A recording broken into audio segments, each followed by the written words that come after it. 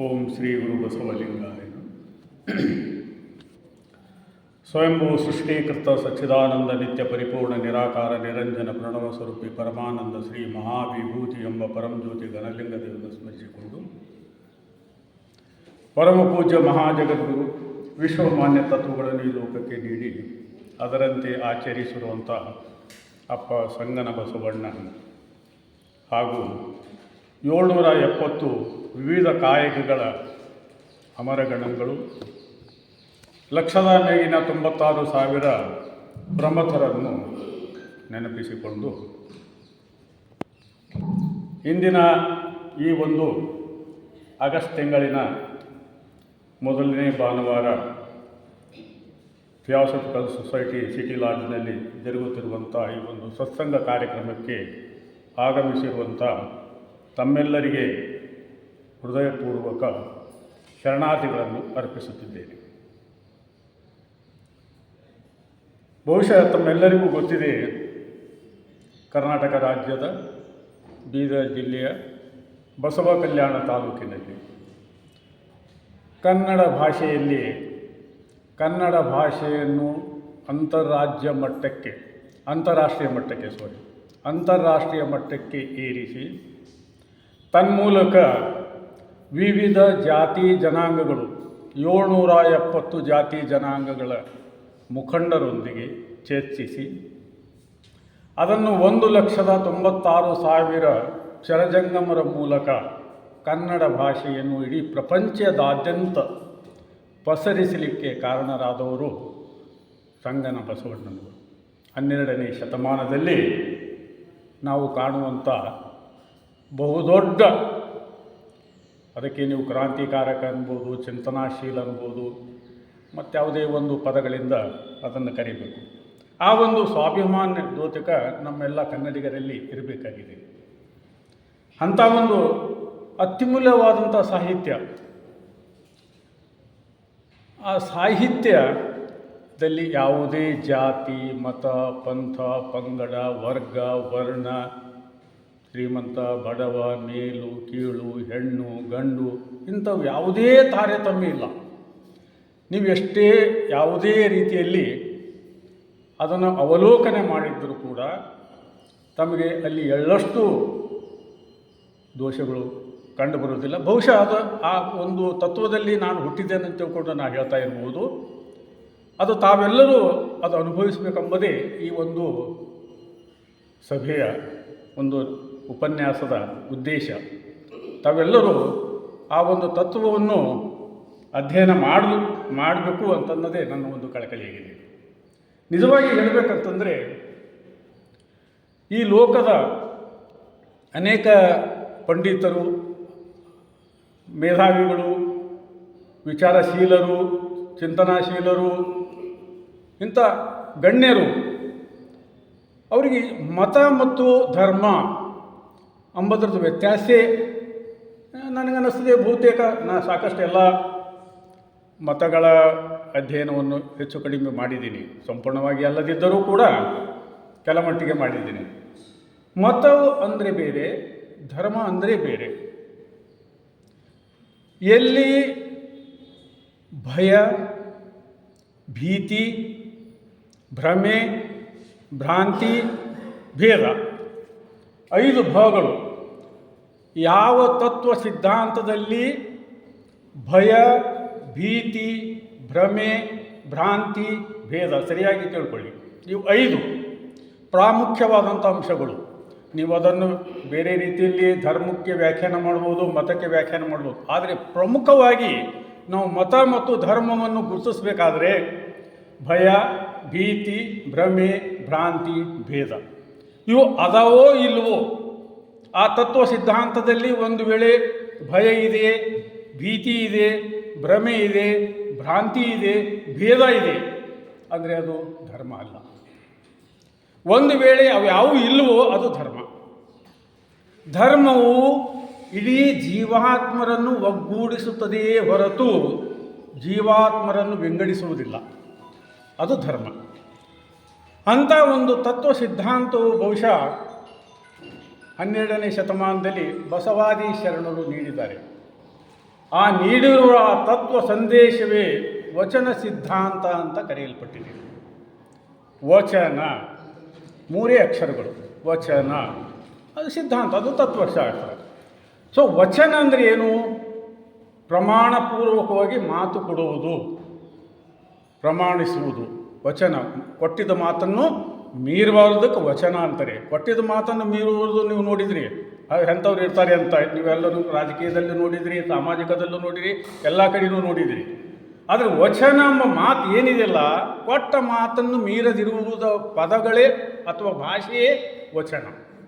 ಅದು ಬದಲಾವಣೆಗೆ ಒಳಗಾಗುವುದಿಲ್ಲ, ಅದು ವಚನ ಅಂತಂತಾರೆ.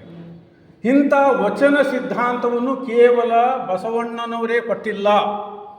ಭಾಳ ಜನರು ತಪ್ಪು ಅಭಿಪ್ರಾಯ ಪಟ್ಕೊಂಡಿದ್ದಾರೆ, ವಚನಗಳೆಲ್ಲ ಬಸವಣ್ಣವರೇ ಬರಲಿಲ್ಲ. 770 ವಿವಿಧ ಜಾತಿ ಜನಾಂಗಗಳು, ನಾವು ಜಾತಿ ಜನಾಂಗನೂ ಕೂಡ ಅನ್ನುವುದಿಲ್ಲ ನಮ್ಮ ಭಾಷೆಯಲ್ಲಿ ಹೇಳಬೇಕಂತಂದರೆ, ಅದು ಕಾಯಕ ಅಂತ ಕರಿತೀವಿ ನಾವು. ಮಡಿವಾಳ ಕಾಯಕ, ಬಹಳಷ್ಟು ಜನರು ಮಡಿವಾಳ ಜಾತಿ ಅಂತ ಕರೀತಾರೆ, ನೇಕಾರ ಜಾತಿ ಅಂತ ಕರೀತಾರೆ, ಮಡಿವಾಳ ಜಾತಿ ಅಂತ ಕರೀತಾರೆ, ಮಾದಿಗರ ಜಾತಿ ಅಂತ ಕರೀತಾರೆ, ಹೊಲೆಯರ ಜಾತಿ ಅಂತ ಕರಿತಿಲ್ಲ. ಬಸವಾದಿ ಶರಣರು ಸ್ಪಷ್ಟವಾಗಿ ಜಾತಿಯನ್ನು ಖಂಡನೆ ಮಾಡಿ ಅವುಗಳಿಗೆ ಕಾಯಕ ಅಂತ ಹೆಸರು ಕೊಟ್ಟರು.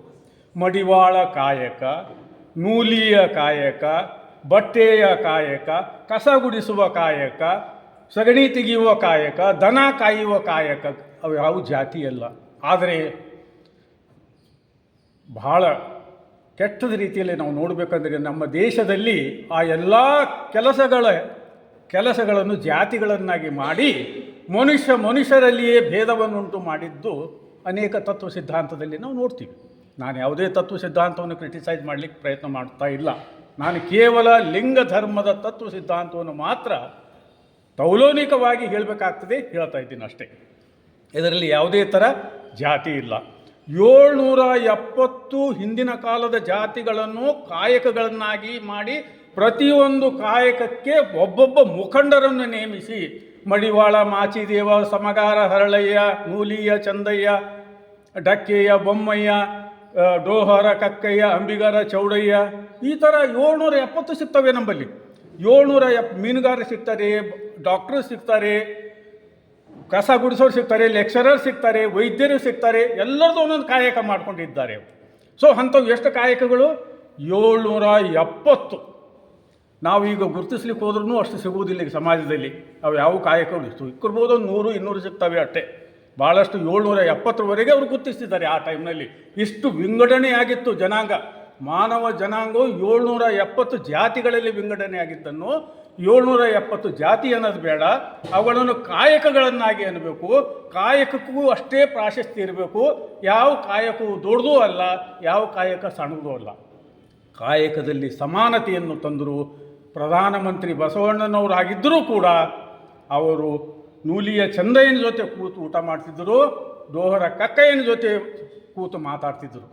ಅಂಥ ಒಂದು ಸರ್ವ ಸಮಾನತೆ ಸಿದ್ಧಾಂತವನ್ನು ನಾವು 12ನೇ ಶತಮಾನದಲ್ಲಿ ನೋಡ್ತೀವಿ. ಇಂಥ ಒಂದು ವಚನ ಸಿದ್ಧಾಂತವೇ ಇದೊಂದು ಲಿಂಗ ಧರ್ಮವಾಗಿ ಪರಿವರ್ತಿತಗೊಂಡಿದೆ. ಅದು ಧರ್ಮದ ಮಾನ್ಯತೆ ಇರಲಿಕ್ಕಿಲ್ಲ, ಆದರೆ ಧರ್ಮದ ಎಲ್ಲ ಅಂಶಗಳನ್ನು ಒಳಗೊಂಡಿದೆ. ಸಕಲ ಜೀವಾತ್ಮರಿಗೆ ಲೇಸು ಬಯಸುವುದು. ಇವ ನಮ್ಮವ ಎಂದೆನಿಸಯ್ಯ, ಇವನಾರವ ಎಂದೆನಿಸದಿರಯ್ಯ, ಇವ ನಮ್ಮವ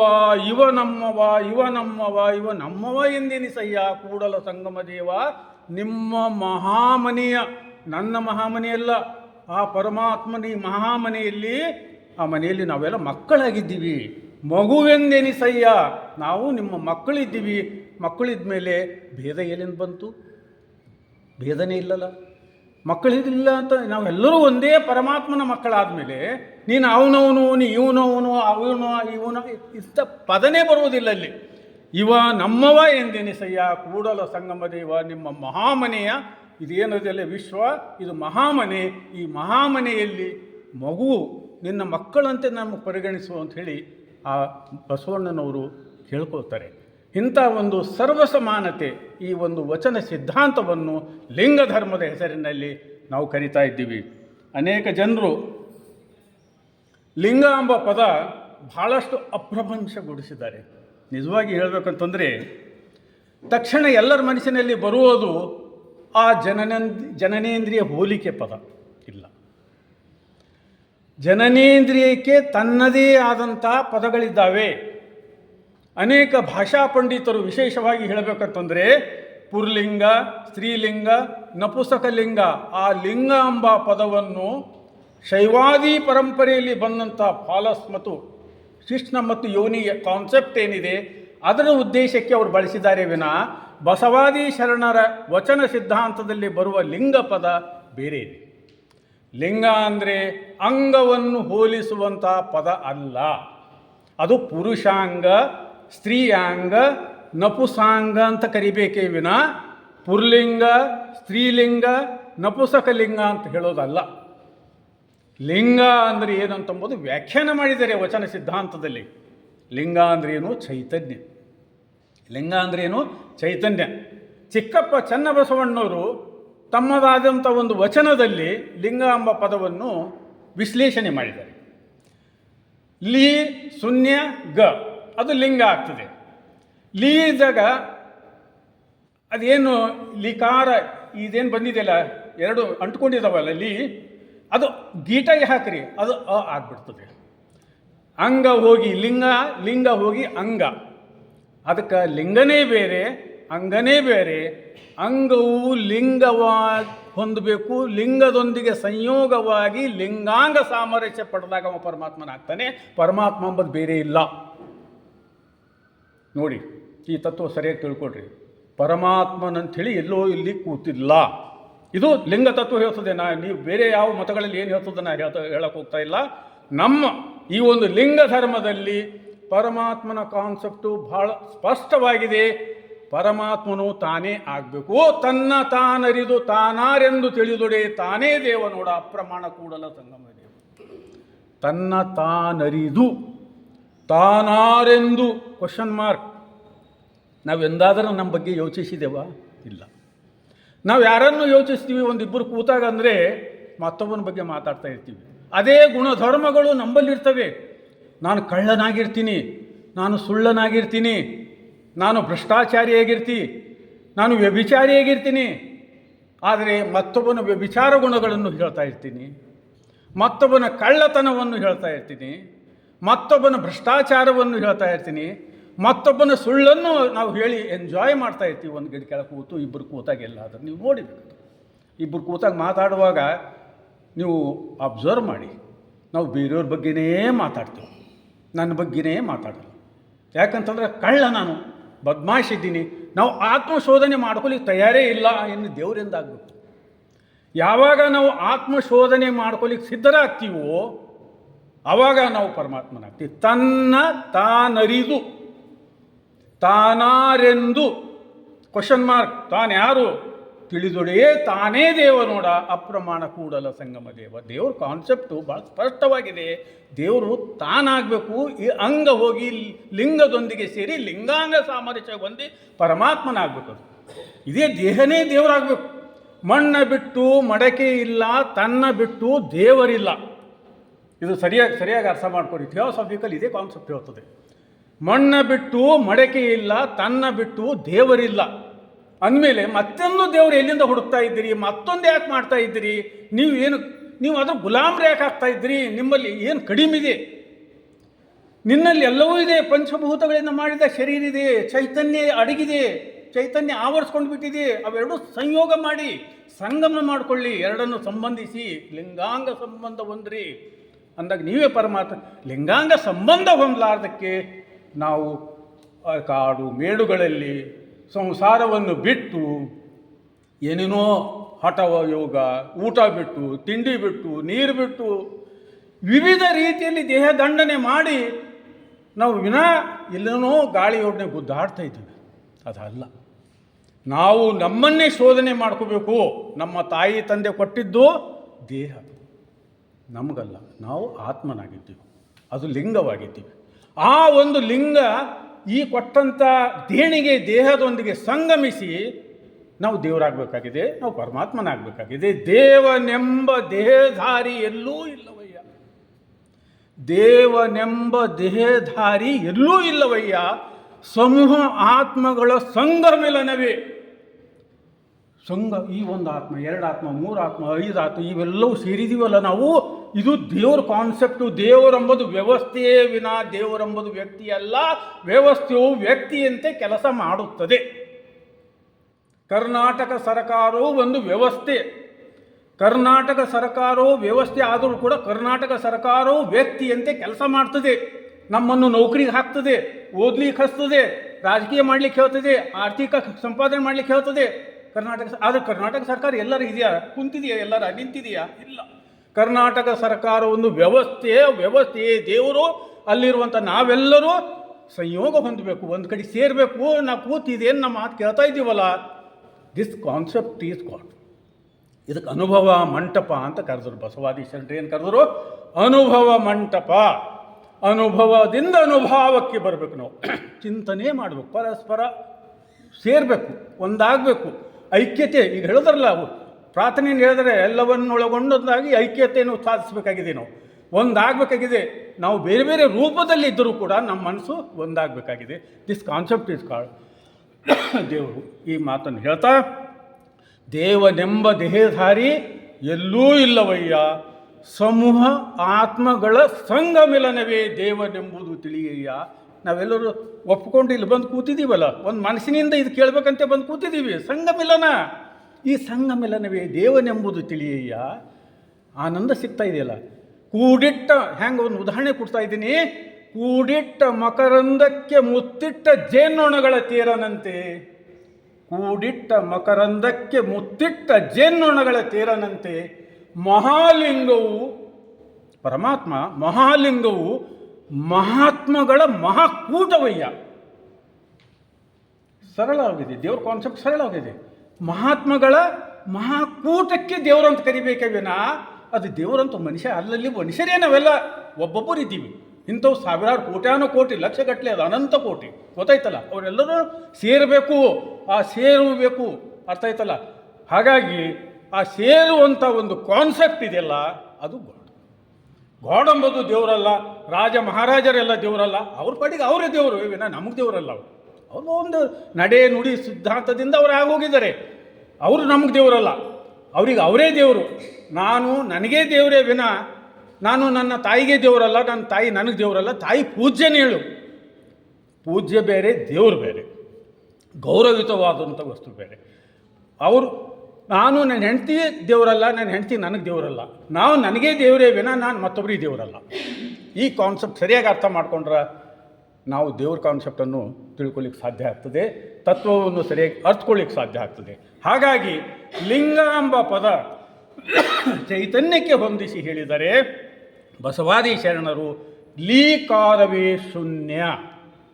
ಶೂನ್ಯ ಬೇರೆ, ಶೂನ್ಯ ಬೇರೆ. ಸಂಕ ಸು ಬೇರೆ, ಶಂಕರ್ ಶೂ ಬೇರೆ. ಈ ಬಸವಾದಿ ಶರಣರ ಲಿಂಗ ಧರ್ಮದಲ್ಲಿ ಬರುವುದು ಶೂನ್ಯ ಸಿದ್ಧಾಂತ. ಶೂನ್ಯ, ಶಂಕರ್ ಶೂ. ಸೊ ಲೀಕ್ ಏನು ಹೇಳ್ತದೆ ಅಂದರೆ ಶೂನ್ಯ. ಲೀಕಾರವೇ ಶೂನ್ಯ, ಬಿಂದುವೇ ಲೀಲೆ. ಈ ಚಲನಶೀಲತೆ ಎಂದು ಬಂದಾಗುವುದಿಲ್ಲ. ನಾವು ಹೀಗೆ ಹುಡ್ತಾ ಇರ್ತೀವಿ, ಜಗತ್ತನ್ನು ನೋಡ್ತಾ ಇರ್ತೀವಿ, ಮತ್ತೆ ಮುಂದಿನ ಪೀಳಿಗೆ ಬರ್ತಾ ಇರ್ತದೆ, ಮತ್ತು ವಿವಿಧ ರೂಪಗಳು ತರಿಸಿದೆ, ರೂಪಾಂತರ ಹೊಂದ್ತಾ ಇರ್ತದೆ. ಅದಕ್ಕೆ ಜನ್ಮಾಂತರ ಅಂತ ಕರೆದಿದ್ದು. ರೂಪಾಂತರಕ್ಕೆ ಜನ್ಮಾಂತರ ಅಂತ ಕರೆಸಿ ವಿವಿಧ ರೂಪಗಳನ್ನು ಪಡೆಯುತ್ತಾ ಹೋಗ್ತೀವಿ ನಾವು. ಎಲ್ಲಿವರೆಗೆ ಪಡಿತೀವಿ? ಹಾಲು ಹೋಗಿ ತುಪ್ಪ ಆಗುವವರೆಗೆ. ಎಲ್ಲಿವರೆಗೆ ಪಡಿತೀವಿ ಇದು? ಹಾಲು ಹೋಗಿ ತುಪ್ಪ ಆಗುವವರೆಗೆ. ತುಪ್ಪ ಹೋಗಿ ಹಾಲಾಗಲ್ಲ, ಮುಗೀತು. ನೀರು ಹೋಗಿ ಮುತ್ತಾಗ್ತದೆ ಸ್ವಾತಿ ನಕ್ಷತ್ರದ ಮಳೆಯಲ್ಲಿ. ಆ ಮುತ್ತು ಹೋಗಿ ಮತ್ತೆ ನೀರಾಗಲ್ಲ, ಮುತ್ತು ನೀರೇ. ಅದು ಆಗಬೇಕಾಗಿದೆ. ನಾವು ಅದಕ್ಕಾಗಿ ಬಂದಿದ್ದೇವೆ. ನಾವು ಮತ್ತೊಂದು ಯಾವುದಕ್ಕೆಲ್ಲ ಮಜಾ ಮಾಡಲಿಕ್ಕಲ್ಲ, ಅದೇ ಮಜಾ ಮಾಡೋದು. ಜೀವನವನ್ನು ಪ್ರೀತಿಸಬೇಕು. ಲೀಕಾರವೇ ಶೂನ್ಯ, ಬಿಂದುವೇ ಲೀಲೆ. ಲೀಲೆ ಚಲನಶೀಲತೆಯನ್ನು ಹೊಂದಿದೆ, ಪುನರಾವರ್ತನೆ ಆಗ್ತಾನೆ ಇರ್ತದೆ, ಲೀಲೆ ಆಗ್ತಾನೆ ಇರ್ತದೆ. ಬಿಂದುವೇ ಲೀಲೆ. ಗಕಾರವೇ ಚಿತ್, ನಮ್ಮ ಮನಸ್ಸು. ಗಕಾರವೇ ಚಿತ್. ಇಂತಿದೆ ಲಿಂಗವೆಂಬ ಸಕಿಲ, ಇದರ ಸಂಚಯ ನಾವಾತರಿದಾತನೇ ಲಿಂಗ ಸಂಗಿ ಕೂಡಲ ಚನ್ನ ಸಂಗಮ ದೇವ ಅಂತ ಹೇಳ್ತಾರೆ. ಹಾಗಾಗಿ ಲಿಂಗ ಅಂಗದೊಂದಿಗೆ ಸೇರಿ ಲಿಂಗಾಂಗ ಹೊಂದಬೇಕು. ಅದು ಹೊಂದಲಿಕ್ಕೆ ಶಟಸ್ಥಲ ಸಿದ್ಧಾಂತ ಅಂತೇಳಿ ಕೊಟ್ಟಿದ್ದಾರೆ, ಅದೇ ಸೂತ್ರ. ಲಿಂಗ ಧರ್ಮದಲ್ಲಿ 3 ಆಯಾಮಗಳು ಬರ್ತವೆ. ಲಿಂಗ ಧರ್ಮದಲ್ಲಿ 3 ಬ್ರಾಡ್ ಸೂತ್ರಗಳು ಬರ್ತವೆ. 1ನೇ ಸೂತ್ರ ಅಷ್ಟ ಆವರಣ. ಅಷ್ಟ ಆವರಣ. ಅಷ್ಟ ಅಂದರೆ ಏನು? 8. Very good. 8 ಆವರಣದಲ್ಲಿ ನಾವು ಬದುಕಬೇಕಿದೆ. 8 ಆವರಣದಲ್ಲಿ ಬದುಕಬೇಕಾಗಿದೆ. ನೆಕ್ಸ್ಟ್ 2ನೇ ಸೂತ್ರ ಸಪ್ತ ಆಚಾರ.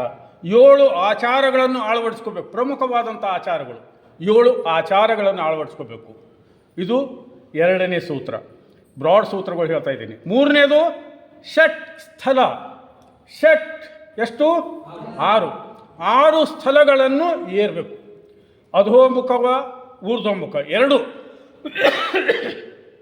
ಶಟಸ್ಥಳದಲ್ಲಿ 6 ಹಂತಗಳಿದ್ದಾವೆ.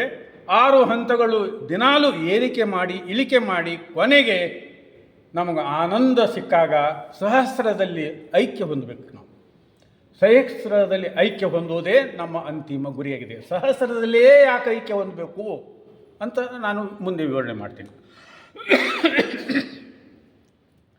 ಅಷ್ಟ ಆವರಣದಲ್ಲಿ ಈ 3 ಸೂತ್ರಗಳಲ್ಲಿ, 3 ಬ್ರಾಡ್ ಸೂತ್ರಗಳಲ್ಲಿ ಮತ್ತೆ ಸಬ್ ಸೂತ್ರಗಳಿವು.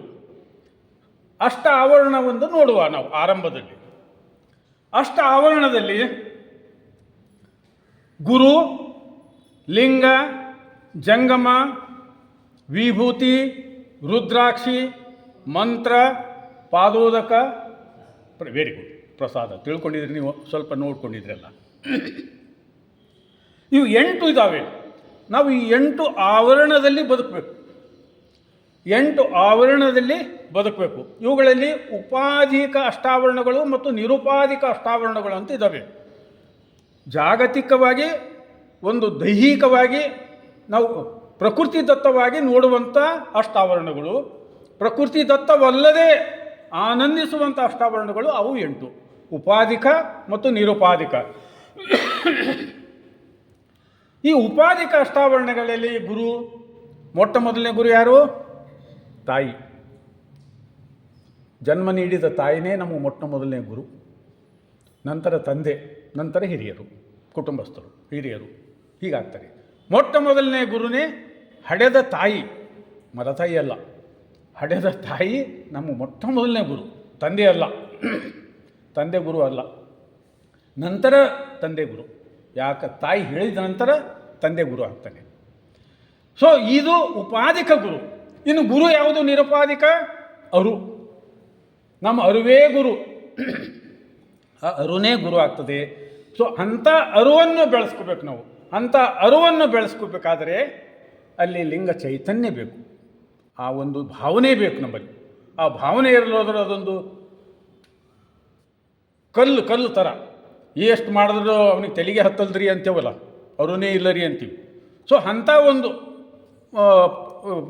ಸ್ಟಾರ್ಟ್ ಆಗ್ತದೆ, ಕಾನ್ಸೆಪ್ಟ್ ಸ್ಟಾರ್ಟ್ ಆಗ್ತದೆ. ಹಾಗಾಗಿ ಅರುವನ್ನು ಜಾಗೃತಗೊಳಿಸ್ಕೋಬೇಕಾಗ್ತದೆ. ಅರುವೇ ಗುರು ಆಗಬೇಕಾಗ್ತದೆ. ಅರಿವಿನಿಂದಲೇ ಗುರುತ್ವ ಸಾಧನೆ ಮಾಡಬೇಕು. ಅಥವಾ ಶಿಕ್ಷಣದಲ್ಲಿ ಅದು ಉಪಾಧಿಕ ಗುರುಗಳಾಗ್ತದೆ. ನಿರುಪಾಧಿಕ ಯಾವುದು? ಅರು. ಉಪಾಧಿಕ ಯಾವುದು? ಪ್ರಾಪಂಚಿಕವಾಗಿರುವಂಥ ಗುರುಗಳು. ಸೊ ಈ ಗುರು ಭಾಳ ಸ್ಪಷ್ಟವಾಗಿ ಹೇಳ್ತಾರೆ. ಗುರು ದರ್ಶನ ಅಂದರೆ ಏನು? ಉಪಾಧಿಕ ಗುರು ನಮಗೆ ಯಾಕೆ ಅವಶ್ಯಕ ಅಂತಂದರೆ ವಿವಿಧ ಆಯಾಮಗಳನ್ನು ಅನುಭವಿಸಲಿಕ್ಕೆ ಉಪಾಧಿಕ ಗುರು ಬೇಕಾಗ್ತದೆ. ಇನ್ನು ನಿರುಪಾಧಿಕ ಗುರು ಅದನ್ನು ನಾವು ಉತ್ತೇಜನಗೊಳಿಸ್ಕೋಬೇಕು. ನಮ್ಮ ಮನಸ್ಸಿನಲ್ಲೇ, ನಮ್ಮ ಭಾವನೆಯಲ್ಲೇ, ನಮ್ಮ ದೇಹದಲ್ಲೇ ನಾವು ಉತ್ಪಾದಿಸಿಕೊಳ್ಬೇಕು. ಅದು ನಿರುಪಾಧಿಕ ಗುರು ಆಗ್ತದೆ. ಇದು ಗುರುತತ್ವ. ಗುರುತತ್ವವು ಬಹಳ ಪ್ರಾಮುಖ್ಯವಾಗಿದೆ ಲಿಂಗ ಧರ್ಮದಲ್ಲಿ. ಇದು ಸಬ್ಸೂತ್ರದ ಬಗ್ಗೆ ಹೇಳ್ತಾ ಇದ್ದೀವಿ.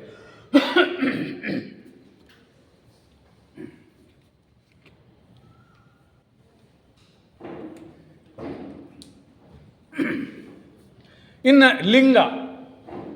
ಲಿಂಗ ಅಂದರೆ ಚೈತನ್ಯ. ಲಿಂಗ ಅಂದರೆ ಜನನೇಂದ್ರಿಯ ಅಂತ ತಿಳ್ಕೊಲಿಕ್ಕೆ ಹೋಗಬೇಡಿ. ಜನನೇಂದ್ರಿಯಕ್ಕೆ ತನ್ನದೇ ಆದಂಥ ಶಬ್ದಗಳು ಇದ್ದಾವೆ. ಹಾಗಾಗಿ ಅಂಗ ಬೇರೆ, ಲಿಂಗ ಬೇರೆ. ಅಂಗ ಅಂದರೆ ದೇಹ ಭಾಗಗಳು, ಈ ಲಿಂಗ ಅಂದರೆ ಇದಕ್ಕೆ ಆವರಿಸಿರುವಂಥ ಚೈತನ್ಯಕ್ಕೆ ಲಿಂಗ ಅಂತ ಕರೀತಾರೆ.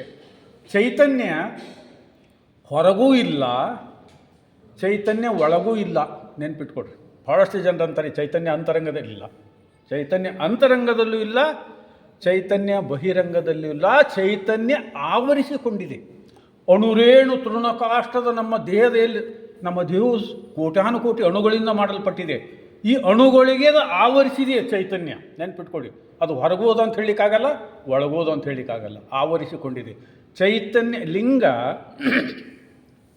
ಇನ್ನೊಂದು ಮಾತು ಹೇಳಿಕ್ಕೆ ಪ್ರಯತ್ನ ಪಡ್ತಾ ಇದ್ದೀನಿ ನಾನು. ನಮ್ಮ ದೇಹವು ಜೀವ, ವಸ್ತು ಮತ್ತು ಚೈತನ್ಯದಿಂದ ಕೂಡಿದೆ. ವಸ್ತುನೇ ಚೈತನ್ಯನಾಗಬೇಕು ಅಂತ ಹೇಳ್ತಾರೆ. E = mc². Energy = energy. E ಅಂದರೆ ಎನರ್ಜಿ.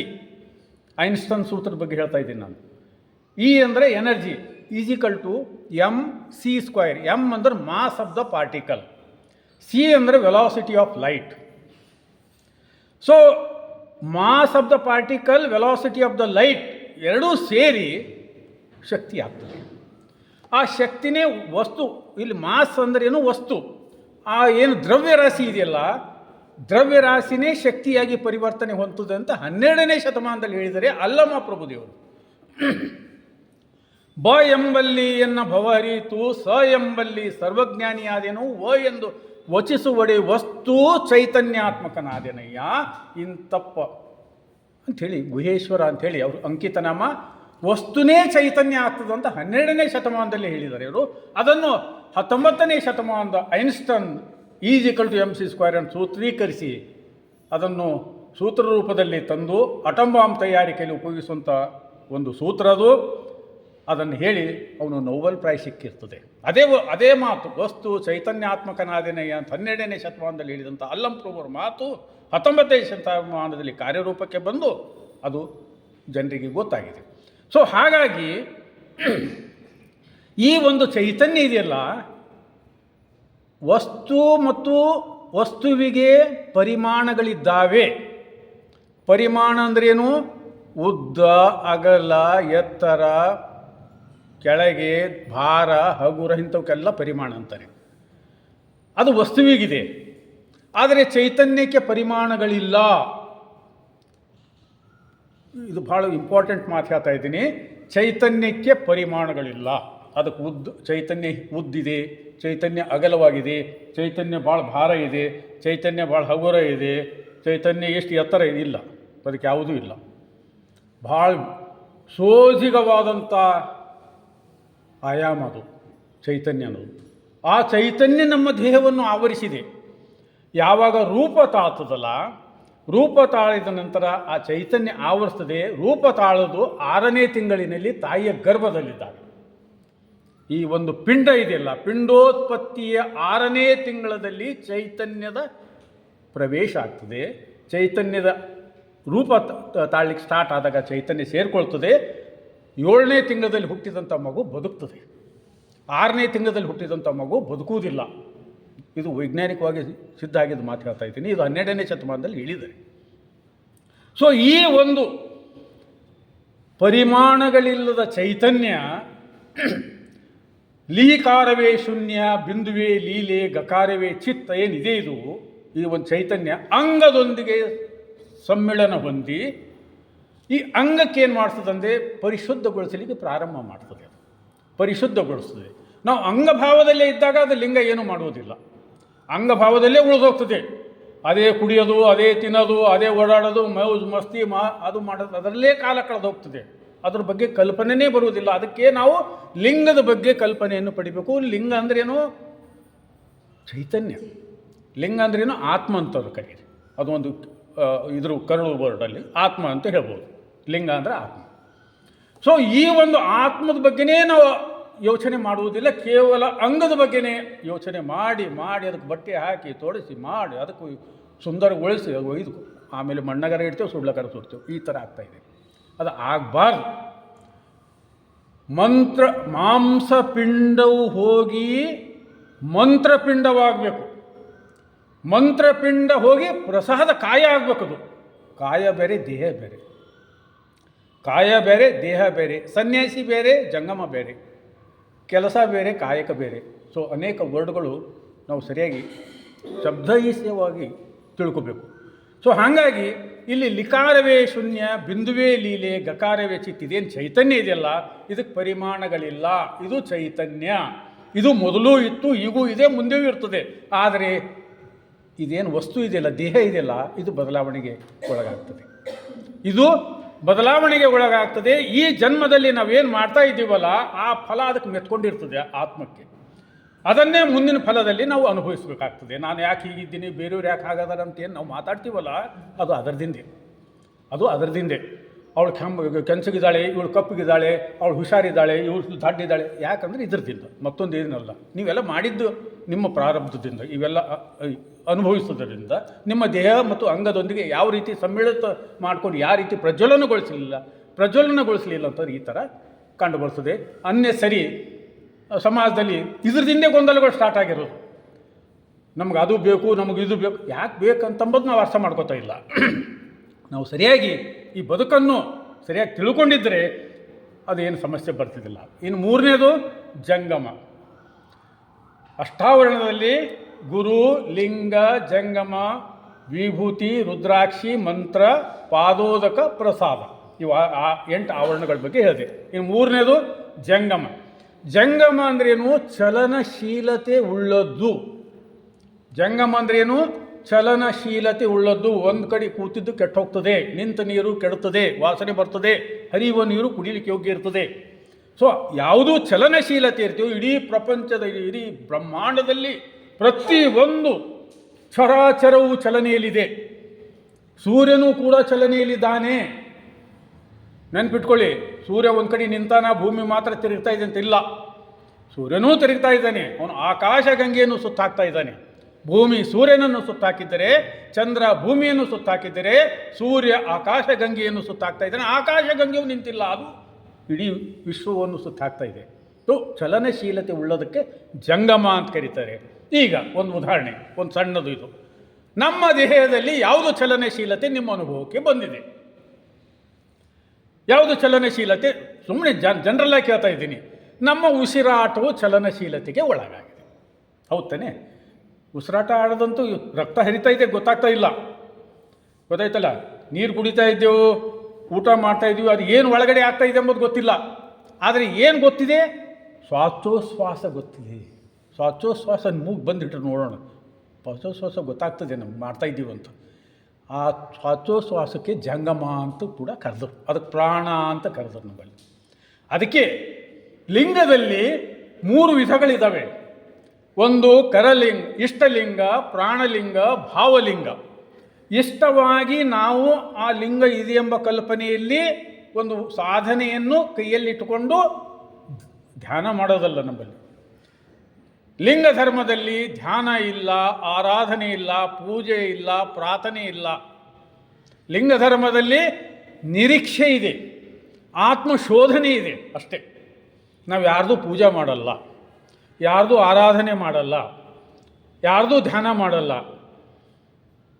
ಯಾರ್ದು ನಮಾಜ್ ಮಾಡಲ್ಲ. ನಾವು ನಿರೀಕ್ಷೆ ಮಾಡ್ಕೋತೀವಿ, ನಾವು ಆತ್ಮಶೋಧನೆ ಮಾಡ್ಕೋತೀವಿ. ಅದಕ್ಕೆ ನಿರೀಕ್ಷೆ ಅಥವಾ ನಿಷ್ಠೆ ಅಂತ ಕರೀತಾರೆ. ಆ ಆತ್ಮಶೋಧನೆ, ನನ್ನ ಮೌಲ್ಯಮಾಪನ ಮಾಡಿಕೊಳ್ಳೋದೇ ಆತ್ಮಶೋಧನೆ. ನನಗೆ ಎಷ್ಟು ಮಾರ್ಕ್ಸ್ ಬಂದಿದೆ ಇವತ್ತಿನ ದಿವಸ, ಬೆಳಗ್ಗೆನಿಂದ ಸಂಜೆ ತನಕ ಎಲ್ಲ ಓಡಾಡ್ದಲ್ಲ ಸಮಾಜದಲ್ಲಿ, ಇದಕ್ಕೆ ಎಷ್ಟು ಮಾರ್ಕ್ಸ್ ಬಂದಿದೆ ಅಂತ ಎಂದಾದರೂ ನಾವು ಇದು ಆಲೋಚನೆ ಮಾಡಬೇಕು. ನಾವು ಎಷ್ಟು ನಮಗೆ ನಾವೇ ಮೌಲ್ಯಮಾಪಕರು. There is no judger, there is no judge, there is no judgement. You are the best judger. ನಿಮಗೆ ನೀವೇ ನ್ಯಾಯಾಧೀಶರು. ನಿಮಗೆ ನಾನು ನ್ಯಾಯಾಧೀಶ ಅಲ್ಲ. ಒಂದೆರಡು ವಿಷಯಗಳು ನಿಮ್ಮ ಬಗ್ಗೆ ನನಗೆ ಗೊತ್ತಾಗ್ಬೋದು ಸಮೀಪ ಕೂತಾಗ ನಿಂತಾಗ, ಸಂಪೂರ್ಣ ವಿಷಯ ಗೊತ್ತಾಗಲ್ಲ. ಸಂಪೂರ್ಣ ವಿಷಯ ತಾನು ಗೊತ್ತಾಗ್ತದೆ. ಅದಕ್ಕೆ ಶರಣರು ಹೇಳ್ತಾರೆ, ಜನಕಂಜಿ ನಡೆಯದೆ ಮನಕಂಜಿ ನಡೆದರೆ ಮಣದಾಣ್ಮ ಗುರು ಸಿದ್ಧ ನಿನ್ನ ಅಳುಗಿರುವನು. ಜನಕಂಜಿ ನಡೆಯದೆ ಮನಕಂಜಿ ನಡೀರಿ ಅಂತ. ನಿಮ್ಮ ಮೌಲ್ಯಮಾಪನೆ ನಿಮಗೆ ಗೊತ್ತಾಗ್ತದೆ. ನಾವು ಎಂದೂ ಮನಕಂಜಿ ನಡೀತಾ ಇಲ್ಲ, ನಡೆಯೋಣ. ಜನಕಂಜಿ ನಡಿ, ಜನರೇನೂ ಒಂದೆರಡು ವಿಷಯದಲ್ಲಿ ನಮ್ಮ ಬಗ್ಗೆ ಮಾತಾಡ್ತಾರೆ ಅಷ್ಟೇ. ಆದರೆ ನಾನು ಮಾಡಿದ್ದಂಥ ಏನು ವ್ಯವಹಾರಗಳಿದಾವಲ್ಲ ಅವು ನನಗೆ ಗೊತ್ತಾಗ್ತದೆ ಸಂಪೂರ್ಣವಾಗಿ. ಅದಕ್ಕೆ ಅಂಜಿ ರೆಡ್ಯೂಸ್ ಮಾಡ್ಕೋಬೇಕು, ಕಡಿಮೆ ಮಾಡ್ಕೋಬೇಕು. ಯಾರೂ ಪರ್ಫೆಕ್ಟ್ರಲ್ಲ. ನಾವು ಪರ್ಫೆಕ್ಟ್ ಕಡೆ ಮೂವ್ ಆಗಬೇಕು, ನಾವು ಬೆಳಕಿನ ಕಡೆ ಮೂವ್ ಆಗಬೇಕು. ಈಗಾದರೂ ಆಗ್ಬೋದು. ನೆರೆಕೆನ್ನೆಗೆ ತೆರೆಗಲ್ಲಕ್ಕೆ ಶರೀರ ಗೂಡು ಹೋಗದ ಮುನ್ನ, ನೆರೆಕೆನ್ನೆಗೆ ತೆರೆಗಲ್ಲಕ್ಕೆ ಶರೀರ ಗೂಡು ಹೋಗದ ಮುನ್ನ, ಹಲ್ಲು ಹೋಗಿ ಬೆನ್ನು ಬಾಗಿ ಅನ್ಯರಿಗೆ ಹಂಗಾಗದ ಮುನ್ನ, ಕಾಲ ಮೇಲೆ ಕೈಯ ನೂರಿ ಕೋಲ ಹಿಡಿಯದ ಮುನ್ನ, ಮುಪ್ಪಿಂದೊಪ್ಪಳಿಯದ ಮುನ್ನ, ಮೃತ್ಯು ಮುಟ್ಟದ ಮುನ್ನ, ಪೂಜಿಸು ಕೂಡಲ ಸಂಗಮ ದೇವನ. ಇಷ್ಟಾದರೂ ಕೊನೆಗೆ ಸಾಯುವಾಗಾದರೂ ನಿನ್ನ ಬಗ್ಗೆ ಆಲೋಚನೆ ಮಾಡು, ನಿನ್ನ ಬಗ್ಗೆ ಅರ್ಥ ಮಾಡ್ಕೋ, ನೀನೇನು ಮಾಡಿದೆ ಎಂಬುದರ ಪಶ್ಚಾತ್ತಾಪ ಪಡು. ಪಶ್ಚಾತ್ತಾಪ ಪಡುವ ಪಾಪಿಷ್ಠನಿಗೆ ಸ್ವರ್ಗ ಸಿಗುತ್ತದೆ. ಸತ್ಯ ಅದದು. ಅದು ಪಶ್ಚಾತ್ತಾಪ ಪಡ್ಲಿಕ್ಕೆ ತಯಾರಿಲ್ಲ ನಾವು. ನಾ ಮಾಡಿದ್ದೆ ಖರೆ, ನಾ ಮಾಡಿದ್ದೆ ಸತ್ಯ, ಅವನು ಹಾಗೇನೆ, ನಾ ಇಲ್ಲ, ನಂದೇ ಮಿತಿ ಮೀರಿದೆ, ಅದು ಮಿತಿ ಮೀರಿದೆ, ಉಲ್ಬಣಗೊಂಡಿದೆ. ಇನ್ನು ಅವ್ರು ಪರಮಾತ್ಮನೇ ಯಾವಾಗ ಆಗೋದು? ಪರಮಾತ್ಮನಾಗ್ಲಿಕ್ಕೆ ಸಾಧ್ಯ ಇಲ್ಲ. ಅನಾವಶ್ಯಕವಾಗಿ ಟೈಮ್ ವೇಸ್ಟ್ ಅಷ್ಟೇ. ಬರ್ತೇವೆ, ಹೋಯ್ತೇವೆ, ಕೂಡ್ತೇವೆ, ಕೇಳ್ತೇವೆ, ತಿಂತೇವೆ, ಓಡಾಡ್ತೇವೆ, ಆಯ್ತು ರಿಲ್ಯಾಕ್ಸ್ ಮಾಡ್ಕೊಂಡು ಮನೆಗೆ ಹೋದೆ. ಮತ್ತೆ ಬೆಳಗ್ಗೆ ಬರ್ತದೆ, ಮತ್ತೆ ಅದೇ ಸ್ಟಾರ್ಟ್ ಆಗ್ತದೆ, ಮತ್ತೆ ಬರ್ತದೆ, ಮತ್ತೆ ಅದೇ ಸ್ಟಾರ್ಟ್. ಅದು ರೂಟೀನ್ ಲೈಫಲ್ಲಿ ಅದೇ ಮುಗಿದೋಯ್ತು. ಇದು ಮಣ್ಣಾಗ ಇದು ಹಾಕೋದು ಕಡೆ. ನಮ್ಮ ಬದುಕಿನ ಹುಟ್ಟಿನ ಬಾಳಿನ ಉದ್ದೇಶ ಏನೆಂಬುದನ್ನು ನಾವು ಅರ್ಥ ಮಾಡ್ಕೋಬೇಕು. ನಾವು ಅರ್ಥ ಮಾಡ್ಕೊಂಡಿಲ್ಲ ಅಂದರೆ ಏನು ವ್ಯರ್ಥದ, ನಮ್ಮ ಲೈಫೇ ವ್ಯರ್ಥದ, ಏನು ಮಾಡಿದರೂ ಏನಿಲ್ಲ. ಅದಕ್ಕಾಗಿ ಆದಷ್ಟು ಆತ್ಮಜ್ಞಾನವನ್ನು, ಇಂಥ ದೊಡ್ಡ, ಇಂಥ ಸುಂದರವಾದಂಥ ಪರಿಸರ, ಇಂಥ ವ್ಯವಸ್ಥೆ, ಅಂಥ ವ್ಯವಸ್ಥೆ ರೀ, ಏನು ಗುಡಿಸಲಲ್ಲ, ಏನಲ್ಲ, ಎಲ್ಲ ರೀತಿಯಲ್ಲಿ ಅವ್ರು ಎಂಥೋ ಪ್ರಾಬ್ಲಮ್, ಸಮಸ್ಯೆಗಳು ಪಟ್ಟುಕೊಂಡು ಸೃಷ್ಟಿ ಮಾಡಿದರೆ ಇದೆಲ್ಲ ನಮ್ಮ ಸಲುವಾಗಿ. ನಾವು ಇದ್ರ ಸದುಪಯೋಗ ಪಡ್ಕೋಬೇಕು. ಥಿಯಾಸಫಿಕಲ್ ಸೊಸೈಟೀಸ್ ಟೋಟಲಿ ಲಿಂಗ ಧರ್ಮ ಸೊಸೈಟಿ, ಗೊತ್ತಾಯ್ತಲ್ಲ. ಯಾವುದು ನಾವು ಭಾಳಷ್ಟು ಅಧ್ಯಯನ ಮಾಡಿದ್ದೀನಿ. ಬಸವಾದಿ ಶರಣರು ಏನು ಬೋಧನೆ ಮಾಡಿದ್ದಾರೆ, ಏನು ಈ ಪ್ರಪಂಚಕ್ಕೆ ಕೊಟ್ಟಿದ್ದಾರೆ, ಅದೇ ತತ್ವ ಸಿದ್ಧಾಂತಗಳು ಇಲ್ಲಿದ್ದಾವೆ. ಬಹುಶಃ ಪೂಜ್ಯ ಅನಿ ಬೆಸೆಂಟ್ ಅವರಿಗೆ ಈ ವಿಷಯ ಗೊತ್ತಿದ್ದರೆ ಅವ್ರ ಹೆಸರನ್ನು ಬದಲಾವಣೆ ಮಾಡಿ ಇದನ್ನೇ ಇಡ್ತಿದ್ರು. ವ್ಯಕ್ತಿ ಪ್ರಜ್ಞೆಯಿಂದ ಸಮಷ್ಟಿ ಪ್ರಜ್ಞೆಯ ಕಡೆ ನಾವು ಜಾರಬೇಕು. ವ್ಯಕ್ತಿ ಪ್ರಜ್ಞೆನೇ ಇಲ್ಲ ಅಂದಮೇಲೆ ಸಮಷ್ಟಿ ಹೆಂಗೆ ಗೊತ್ತಾಗೋದಿಲ್ಲ. ಮೊದಲು ನೀನು ಶುದ್ಧ ಆಗಬೇಕು. ನೀನು ಶುದ್ಧ ಆದ ನಂತರ ಪ್ರಪಂಚ ಶುದ್ಧ ಹೆಂಗಾದ ಇಲ್ಲ ಎಂಬ ತಿಳ್ಕೊಳ್ಳಿಕ್ಕೆ ಸಾಧ್ಯ ಆಗ್ತದೆ. ಸುಮ್ಮನೆ ಸಾಧ್ಯ ಆಗುವುದಿಲ್ಲ, ಒಣ ಮಾತುಗಳು ಆಗ್ತವೆ ಅಷ್ಟೇ, ಮತ್ತೇನಿಲ್ಲ. ಹಾಗಾಗಿ ಜಂಗಮ ತತ್ವವು ಉಸಿರಾಟದೊಂದಿಗೆ ಮಿಳಿತವಾಗಿ ಯಾವುದು ಚಲನಶೀಲತೆಯನ್ನು ಹೊಂದಿದೆಯೋ ಅದು ಜಂಗಮ ತತ್ವ. ಇನ್ನು ವಿಭೂತಿ, ಭಾಳ ಜನರು ಅದರ ಬಗ್ಗೆ ಕೀಳರಿಮೆ ಬೆಳೆಸ್ಕೊಂಡಿದ್ದಾರೆ. ಈಗ ನೀವೇನು ಹಚ್ಕೋತಾ ಇದ್ದೀರಲ್ಲ ಪೌಡರ್, ಮಾಡರ್ನ್ ವಿಭೂತಿ, ಅದು ಸ್ನೋ, ಲಿಪ್ಸ್ಟಿಕ್, ಅದು ಬೇರೆ ವಿಭೂತಿಯ ರೂಪಾಂತರಗಳೀಗ ಅಷ್ಟೇ. ವಿಭೂತಿ ಲಿಂಗ ಧರ್ಮದಲ್ಲಿ ಔಷಧೀಯ ಗುಣಗಳಿಂದ ತಯಾರು ಮಾಡ್ತಾರೆ, ಆಕಳ ಸೆಗಣಿಯಿಂದ ತಯಾರು ಮಾಡಿ ಹಚ್ಕೊಳ್ಳೋದಿಲ್ಲ. ಲಿಂಗ ಧರ್ಮದಲ್ಲಿ ಭಾಳ ವಿಶೇಷವಾಗಿ ವಿಭೂತಿಯನ್ನು ಬಿಲ್ವ, ನೆರಳೆ, ಗಂಧ, ಬೇವು, ಅರಳೆ ಈ ಮರಗಳ ಒಟ್ಟಾರೆಯಿಂದ ಬರುವಂಥ ಕಾಷ್ಟ ಸುಟ್ಟು ಅದರ ಬರುವಂಥ ಬೂದಿ ಪರಿಷ್ಕರಣೆಗೊಳಪಟ್ಟು ಸುಣ್ಣದೊಂದಿಗೆ ಬೆರೆಸಿ ಅದನ್ನು ಬೂದಿಯನ್ನಾಗಿ ಮಾಡ್ತಾರೆ. ಯಾವುದು ಅಳಿದು ಉಳಿತದಲ್ಲ ಅದು ವಿಭೂತಿ. ಅಳಿದು ಉಳಿಯುವುದೇ ವಿಭೂತಿ. ತನ್ನನ್ನು ಸಂಪೂರ್ಣವಾಗಿ ಅಳಿಸ್ಕೊಳ್ತದೆ. ಉಳಿದದಲ್ಲ ಶೇಷ, ಅದು ವಿಭೂತಿ. ಎಲ್ಲ ಸುಟ್ಟೋಗ್ಬೇಕು, ನಮ್ಮದೆಲ್ಲ ಹೊಲಸೆಲ್ಲ ಸುಟ್ಟೋಗ್ಬೇಕದು. ಆಮೇಲೆ ಏನು ಉಳಿತದಲ್ಲ ಏನದು ಪರಿಶುದ್ಧವಾಗಿರ್ತದೆ. ವಿಭೂತಿ ಈಗ ನಿಮ್ಮ ತಿನ್ನುವಂಥ ಔಷಧ ಟ್ಯಾಬ್ಲೆಟಲ್ಲೆಲ್ಲ ಸುಣ್ಣದಿಂದೇ ಮಾಡಲ್ಪಟ್ಟಿದ್ದಾವೆ. 199 ಸುಣ್ಣದಿಂದಲೇ ಇದ್ದಾವೆ. ಸುಣ್ಣ ಇಲ್ಲದೆ ಟ್ಯಾಬ್ಲೆಟ್ ತಯಾರಾಗಲ್ಲ. ಸೊ ಆ ಸುಣ್ಣದ ಅಂಶದಿಂದ ಕೂಡಿರ್ತದೆ ವಿಭೂತಿ. ಸಪೋಸ್ ನೀವು ಮೈ ಮೇಲೆ ಬಳಕೊಂಡಾಗ ನಿಮ್ಗೆ ಯಾವುದೇ ಥರದ ಚರ್ಮ ರೋಗಗಳು ಬರುವುದಿಲ್ಲ. ಒಲೆ ತೀರಾ ಮೈ ಸಿಕ್ಕಾಪಟ್ಟೆ ಈಗ ಹಾಕ್ಕೊಂಡಿದ್ದು ನೋಡಿರಿ ಬೇರೆ ಬೇರೆಯವರೆಲ್ಲ ಮೈ ತುಂಬ ಅದು ಆ ಥರನೂ ಅಲ್ಲ. ಒಲೆಯ ಬೂದಿ ಬಳಿಯಲು ಬೇಡ, ಒಲೆಯಂತೆ ಹೂಸೆಪ್ಪುದು ಹುಸಿ ಏನು ಫಲ, ಮನದಲ್ಲಿ ಲೇಸಿಲ್ಲದನಕ್ಕ ಒಂದನಾಡ ಹೋಗಿ ಒಂಬತ್ತು ನಾಡುವ ಡಮ್ಮಕ್ಕರ ಮೆಚ್ಚ ಕೂಡಲ ಸಂಗಮ ದೇವ ಅಂತ ಹೇಳ್ತಾರೆ ಬಸವಣ್ಣ. ಮನಸ್ಸೋ ಇಚ್ಛೆ ಹಚ್ಕೊಳ್ಳೋದಲ್ಲ, ಅದಕ್ಕೊಂದು ರೀತಿ ನೀತಿ ನಿಯಮಗಳಿದ್ದಾವೆ. ಅದರ ಪ್ರಕಾರ ವಿಭೂತಿ ಧಾರಣ ಮಾಡೋದರಿಂದ ಚರ್ಮ ಶುದ್ಧ ಆಗ್ತದೆ. ಇದು ಭೌತಿಕವಾಗಿ. ಆಧ್ಯಾತ್ಮಿಕವಾಗಿ ವಿಭೂತಿ ಬಗ್ಗೆ ಹೇಳ್ತೀನಿ.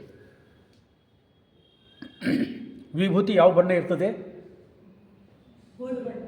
ಬಿಳಿ ಬೂದು ಬಣ್ಣ, ಬಿಳಿ ಅಥವಾ ಬೂದು ಬಣ್ಣ ಇರ್ತದೆ. ವಿಜ್ಞಾನಿ ಏನು ಹೇಳ್ತದೆ ಬಿಳಿ ಬಣ್ಣದ ಬಗ್ಗೆ? ತನ್ನ ಮೇಲೆ ಬೀಳುವಂಥ ಎಲ್ಲ ಕಿರಣಗಳನ್ನು ವಿಕರ್ಷಿಸುತ್ತದೆ. ಬಿಳಿ ಬಣ್ಣ ಏನು ಹೇಳ್ತದೆ? ಬಿಳಿ ಬಣ್ಣದ ಗುಣ ಏನು? ತನ್ನ ಮೇಲೆ ಬೀಳುವಂಥ ಎಲ್ಲ ಕಿರಣಗಳನ್ನು ವಿಕರ್ಷಣೆ ಮಾಡ್ತದೆ. ಇದು ಬಿಳುಗುಡುವುದಿಲ್ಲ, ಹಿಡ್ಕೊಳ್ಳುವುದಿಲ್ಲದು. ವಿಭೂತಿ ಹಣೆ ಮೇಲೆ ಪ್ರಥಮವಾಗಿ ಎಲ್ಲಿ ಹಚ್ಚೋದು? ಹಣೆಗೆ. ನೀವು ಒಂದು ಮಾತು ಕೇಳಿರ್ಬೋದು ಸಮಾಜದಲ್ಲಿ, ಅವನು ಇವತ್ತು ಹೊರಗೆ ಹೋದಾಗ ಅವನ ದೃಷ್ಟಿ ನನ್ನ ಮೇಲೆ ಬಿತ್ರಿ, ಏನಾಗ್ತದೋ ಏನೋ ಇವತ್ತ, ಅವನ ಕಣ್ಣು ನನ್ನ ಮೇಲೆ ಬಿತ್ರಿ. ಯಪ್ಪ, ಮತ್ತೊಂದು ಕಡೆ ಅರೇ ಮಹಾತ್ಮರ ಕಣ್ಣು ನನ್ನ ಮೇಲೆ ಬಿತ್ರಿ, ಮಹಾತ್ಮರ ದೃಷ್ಟಿ ನನ್ನ ಮೇಲೆ ಬಿತ್ತು, ಇವತ್ತು ನನಗೆ ಒಳ್ಳೇದಾಗ್ತದೆ. ಅದು ಸತ್ಯ, ದಟ್ ಇಸ್ ಟ್ರೂ. ಪ್ರತಿಯೊಬ್ಬ ಮನುಷ್ಯನ ಕಣ್ಣಿನಿಂದ ಎಲೆಕ್ಟ್ರೋಮ್ಯಾಗ್ನೆಟಿಕ್ ವೇವ್ಸ್ ಬರ್ತವೆ. ಆ ಎಲೆಕ್ಟ್ರೋಮ್ಯಾಗ್ನೆಟಿಕ್ ವೇವ್ಸು ಸರಿಯಾಗಿಯೂ ಇರ್ಬೋದು, ಕೆಟ್ಟದಾಗಿ ಇರ್ಬೋದು. ನಿಮ್ಮ ಬಗ್ಗೆ ಅಪಾಸೆನೂ ಪಡ್ತಾ ಇರ್ಬೋದು, ನಿಮ್ಮ ಬಗ್ಗೆ ಹೊಗಳ್ತಾನೂ ಇರ್ಬೋದು. ನೆನ್ಪಿಟ್ಕೊಳ್ಳಿ, ಇದು ಸತ್ಯ ಇದೆ. ಆ ಎಲೆಕ್ಟ್ರೋಮ್ಯಾಗ್ನೆಟಿಕ್ ವೇವ್ಸ್ ನನ್ನ ಮೇಲೆ ಪ್ರಭಾವ ಬೀರೋದು ಬೇಡ. ನನ್ನ ಎಲೆಕ್ಟ್ರೋಮ್ಯಾಗ್ನೆಟಿಕ್ ವೇವ್ಸ್ ನನ್ನಲ್ಲೇ ಇರಲಿ. ನಾನೇ ಸಂಪೂರ್ಣನಾಗಿ ಪರಿವರ್ತನೆ ಹೊಂದಬೇಕು. ನನಗೆ ಬೇರೆದರ ಅವಶ್ಯಕತೆ ಇಲ್ಲ ಎಂಬ ಭಾವನೆಯಲ್ಲಿ ವಿಭೂತಿ ಪರರ ದೃಷ್ಟಿಯನ್ನು ನಮ್ಮ ಮೇಲೆ ಬೆಳೆದಂತೆ ತಡೀತದೆ. ಇದು ವೈಜ್ಞಾನಿಕವಾಗಿ ಹೇಳ್ತಾ ಇದ್ದೀನಿ, ಎಲ್ಲೋ ಹುಟ್ಟಿಸ್ಕೊಂಡು ಹೇಳ್ತಾ ಇಲ್ಲ, ಕಥೆ ಹೇಳ್ತಾ ಇಲ್ಲ. ಬಸವಾದಿ ಶರಣರು ಯಾವುದೇ ಕಥೆಯನ್ನು ಹೇಳಿಲ್ಲ, ಯಾವುದೇ ಕಾದಂಬರಿ ಬಗ್ಗೆ ಮಾತಾಡಿಲ್ಲ, ಯಾವುದೇ ಪುರಾಣಗಳ ಬಗ್ಗೆ ಹೇಳಿಲ್ಲ.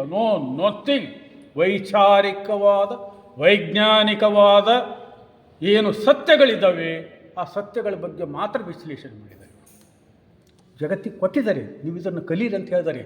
ಮನುಷ್ಯನ ಬದುಕು ಕೇವಲ ಭೌತಿಕದಿಂದ ಪರಿಪೂರ್ಣ ಹೊಂದುವುದಿಲ್ಲ, ಸಮಾಜೋ ಆಧ್ಯಾತ್ಮಿಕತೆಯಿಂದ ಪರಿಪೂರ್ಣತೆ ಹೊಂದುತ್ತದೆ. ಎರಡೂ ಬೇಕು, ಲೌಕಿಕತೆ ಬೇಕು, ಆಧ್ಯಾತ್ಮಿಕ ಬೇಕು. ಎರಡೂ ಜೋಡಿಸ್ಬೇಕು. ಅಂಗ ಲಿಂಗ ಎರಡೂ ಒಂದಾಗಬೇಕು.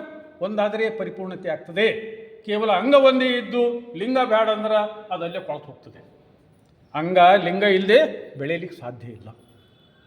ಸೊ ಹಾಗಾಗಿ ವಿಭೂತಿ ಬಿಳಿ ಬಣ್ಣದಾಗಿರ್ತದೆ ಅಥವಾ ಬೂದು ಬಣ್ಣದಾಗಿರ್ತದೆ. ಅದು ತನ್ನ ಮೇಲೆ ಬೀಳುವಂಥ ಕಿರಣಗಳನ್ನು, ತರಂಗಗಳನ್ನು, ಪ್ರಭಾವಲಯವನ್ನು ನಮ್ಮ ಮೇಲೆ ಬೀಳದಂತೆ ತಡೆಯುತ್ತದೆ. ಅರ್ಥ ಆಯ್ತಲ್ಲ? ಸೊ ಇದು ವಿಭೂತಿಯ ಗುಣ. ಈಗ ಲಿಂಗ ಧರ್ಮದಲ್ಲಿ ಲಿಂಗದ ಬಣ್ಣ ಕಪ್ಪುಗಾಗಿದೆ. ಬಹುತೇಕ ಭಾಳ ಜನರಿಗೆ ಗೊತ್ತಿರಲಿಕ್ಕಿಲ್ಲ. ಲಿಂಗ ಕಪ್ಪುಗಾಗಿರ್ತದೆ. ಅದರಲ್ಲಿ ಪಿಂಡ ಮತ್ತು ಬ್ರಹ್ಮಾಂಡ ಅಂತ ಎರಡು ಭಾಗ ಇರ್ತವೆ. ಎರಡು ಭಾಗ ಬೇರೆ ಬೇರೆ ಮಾಡಲಿಕ್ಕೆ ಆಗಲ್ಲ, ಅವು ಜೊತೆಯಾಗಿರ್ತವೆ. ಸೊ ಪಿಂಡ ಎಂಬುದು ನಾನಾಗಿದ್ದೀನಿ, ಬ್ರಹ್ಮಾಂಡ ಎಂಬುದು ನೀವಾಗಿದ್ದೀರಿ. ನೀನಲ್ಲ, ನೀವು ಬಹುವಚನ, ನೀವೆಲ್ಲರೂ ಆಗಿದ್ದೀರಿ. ನಿಮ್ಮೆಲ್ಲರಲ್ಲಿ ನಾನು ಒಂದಾಗಿದ್ದೇನೆ, ನಿಮ್ಮೆಲ್ಲರಲ್ಲಿ ನಾನು ಒಂದಾಗಿದ್ದೇನೆ. ನನ್ನ ಐಡೆಂಟಿಟಿ ಇದೆ. ಆದರೆ ಯಾರ ಜೊತೆ ಇದೆ? ನಿಮ್ಮೆಲ್ಲರ ಜೊತೆ ಇದೆ. ನೀವು ಒಬ್ಬರ ಜೊತೆನೇ ಇಲ್ಲ. ನನ್ನ ಐಡೆಂಟಿಟಿ ನಿಮ್ಮೆಲ್ಲರ ಜೊತೆ ಇದೆ, ಈ ವಿಶ್ವದ ಜೊತೆ ಇದೆ. ಹೌದಾ? ಆ ವಿಶ್ವದ ಜೊತೆ ಇದ್ದಿದ್ದಕ್ಕೆ ಕಂಥೆ ಅಂತಾರೆ ಅಥವಾ ಬ್ರಹ್ಮಾಂಡ ಅಂತಾರೆ. ನನಗೇನು ಅಂತಾರೆ ಅಂದರೆ ಪಿಂಡ ಅಂತಾರೆ. ಪಿಂಡ ಎಲ್ಲಿದೆ? ಬ್ರಹ್ಮಾಂಡದಲ್ಲಿದೆ. ಸೊ ಪಿಂಡ ಬ್ರಹ್ಮಾಂಡಗಳ ಏಕೀಕೃತ ಭಾವವೇ ಲಿಂಗ. ಲಿಂಗ ಅಂದರೆ ಅದು ಸಾಂಕೇತಿಕ ರೂಪದಲ್ಲಿ ನಾವು ಇಟ್ಕೊಂಡು ಅದನ್ನು ನಿರೀಕ್ಷೆ ಮಾಡ್ತೀವಿ ವಿನ ಅದು ದೇವರಲ್ಲ. ನಮಗೆ ದೇವರು ಯಾರಾಗಬೇಕಾಗಿದೆ? ನಾನೇ ನನಗಾಗಬೇಕಾಗಿದೆ. ನಾನು ನಿಮಗೆ ದೇವರು ಅಂದರೆ ಅಹಂ ಬರ್ತದೆ. ನಾನು ನಿಮಗೆ ದೇವರಲ್ಲ, ನಾನು ನನಗೇ ದೇವರು ಇರೋದರಿಂದ ಇಲ್ಲಿ ಅದ್ವೈತ ಬರುವುದಿಲ್ಲ, ಅಹಂ ಬ್ರಹ್ಮಾಸ್ಮಿ ಬರುವುದಿಲ್ಲ. ಅಹಂ ಬ್ರಹ್ಮಾಸ್ಮಿ ಯಾವಾಗ ಬರ್ತದೆ? ನಾನು ದೇವರು ಅಂದರೆ ನೀವೆಲ್ಲರೂ ಇಲ್ಲ ಅಂದಂಗೆ ಆವಾಗ ಅಹಂ ಬ್ರಹ್ಮಾಸ್ಮಿ ಆಗ್ತದೆ. ಇದು ಅಲ್ಲ.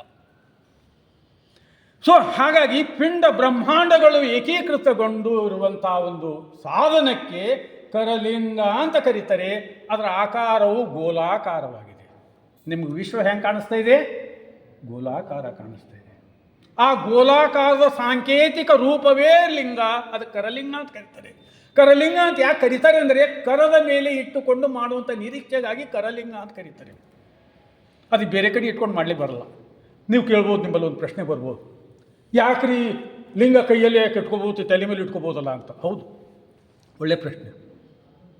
ಲಿಂಗವು ಅಂಗೈಯಲ್ಲಿ, ಎಡಕರದ ಅಂಗೈಯಲ್ಲೇ ಯಾಕೆ ಇಟ್ಕೋಬೇಕಂತಾರೆ, ಅಂಗೈಯಲ್ಲಿ ಒಂದು ನರ ಇದೆ ಇಲ್ಲಿ ಮಧ್ಯದಲ್ಲಿ. ಈ ನರ ನೇರವಾಗಿ ಹೃದಯ, ಮೆದುಳು, ಇಲ್ಲಿ ಮೂಲಾಧಾರ, ಸಹಸ್ರ ಮತ್ತು ಅನಾಹತ ಲಿಂಗಕ್ಕೆ ಜಾಯಿಂಟ್ ಆಗಿದೆ. ಅದಕ್ಕೆ ಜಾಯಿನ್ ಆಗಿದೆ. ಈ ನರ ಏನು ಮಾಡ್ತದೆ, ಲಿಂಗ ಕೈಯಲ್ಲಿ ಇಟ್ಕೊಂಡಾಗ ದೃಷ್ಟಿಯೋಗಕ್ಕೆ ಕಿರಣಗಳು ಬರ್ತಾ ಇರೋದು ಕಣ್ಣಿನಿಂದ. ನಮ್ಮ ದೇಹದಲ್ಲಿ ಪಾರದರ್ಶಕ ವಸ್ತು, ಅಪಾರದರ್ಶಕ ವಸ್ತು ಅಂತ ಎರಡು ಭಾಗಗಳಿದ್ದಾವೆ. ಪಾರದರ್ಶಕ ವಸ್ತುನೇ ಕಣ್ಣು, ಅಪಾರದರ್ಶಕ ವಸ್ತು ನಮ್ಮ ದೇಹ. ನನ್ನ ಕೈ ಜಗತ್ತನ್ನು ನೋಡ್ತಾ ಇಲ್ಲ, ನನ್ನ ದೇಹ ಜಗತ್ತನ್ನು ನೋಡ್ತಾ ಇಲ್ಲ, ನನ್ನ ಕಿವಿನೂ ಜಗತ್ತನ್ನು ನೋಡ್ತಾ ಇಲ್ಲ, ನನ್ನ ಮೂಗನೂ ಜಗತ್ತನ್ನು ನೋಡ್ತಾ ಇಲ್ಲ, ನನ್ನ ತಲೆನೂ ಜಗತ್ತನ್ನು ನೋಡ್ತಾ ಇಲ್ಲ. ಆದರೆ ನನ್ನ ಕಣ್ಣು ಮಾತ್ರ ಜಗತ್ತನ್ನು ನೋಡ್ತಾ ಇದೆ. ಕಣ್ಣು ಮುಚ್ಕೊಳ್ರಿ, ಎಲ್ಲ ಕತ್ತಲೆ. ಕಣ್ಣು ತೆರೀರಿ, ಬೆಳಕಾಗ್ತದೆ. ಸೊ ನೋಡುವಂಥ ವಸ್ತು ಯಾವುದು? ಕಣ್ಣು. ಇದು ದೇಹ ಏನಾಗಿದೆ? ಎಲೆಕ್ಟ್ರೋಮ್ಯಾಗ್ನೆಟಿಕ್ ಬಾಡಿ, ವಿದ್ಯುತ್ ಅಯಸ್ಕಾಂತೀಯ ದೇಹ. ಸೊ ಈ ವಿದ್ಯುತ್ ಅಯಸ್ಕಾಂತೀಯ ದೇಹದಲ್ಲಿ ಅದೊಂದು ಇಂಜಿನ್, ಇದೊಂದು ಜನರೇಟರ್ ಇದೆ. ಎಲೆಕ್ಟ್ರಿಸಿಟಿ ಜನರೇಟ್ ಮಾಡ್ತದೆ, ವಿದ್ಯುತ್ ಅಯಸ್ಕಾಂತಿ ಕಿರಣಗಳನ್ನು ಜನರೇಟ್ ಮಾಡ್ತದೆ. ಕಣ್ಣಿನಿಂದ ಹೊರಹೊಮ್ಮುತ್ತವೆ. ಕಣ್ಣಿನಿಂದ ಹೊರಹೊಮ್ಮುವಂಥ ಕಿರಣಗಳು ಆ ಕಪ್ಪು ವಸ್ತುವಿನ ಮೇಲೆ ಬಿದ್ದಾಗ ಕಪ್ಪು ವಸ್ತುವಿನ ಗುಣ ಬಿಳಿ ವಸ್ತುವಿನ ವಿರುದ್ಧ ಗುಣ. ಬಿಳಿ ವಸ್ತುವಿನ ಗುಣ ಏನಂತ ಹೇಳಿದೆ ನಾನು? ತನ್ನ ಮೇಲೆ ಬೀಳುವಂಥ ಎಲ್ಲ ಕಿರಣಗಳನ್ನು ಹೊರಗೆ ಬಿಡುತ್ತದೆ, ವಿಕರ್ಷಿಸುತ್ತದೆ.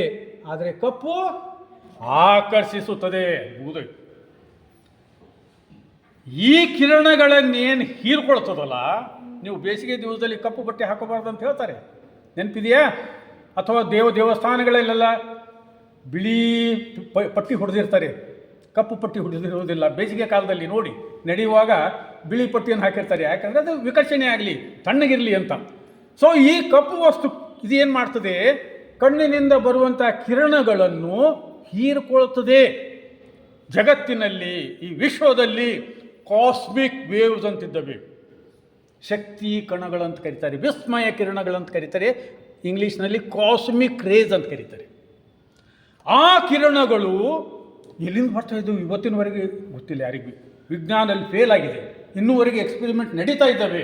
ಕೋಲಾರದ ಚಿನ್ನದ ಗಣಿ 12 ಕಿಲೋಮೀಟರ್ ಆಳದಲ್ಲಿ ಆಸಿಲೋಸ್ಕೋಪ್ಗಳನ್ನು ಇಟ್ಟು ಪರೀಕ್ಷಾ ಮಾಡ್ತಾ ಇದ್ದಾರೆ, ಅವು ಎಲ್ಲಿಂದ ಬರ್ತಾ ಇದ್ದಾವೆ ಅಂತ. ಇಲ್ಲಿ ನಮ್ಮ ದೇಶದಲ್ಲಿ, ನಮ್ಮ ಕರ್ನಾಟಕದಲ್ಲಿ, ನಮ್ಮ ಕೋಲಾರದಲ್ಲಿ ಅದು ಗೊತ್ತಾಗಿಲ್ಲ ಎಲ್ಲಿಂದ ಬರ್ತಾ ಇದ್ದಾವೆ ಅಂತ.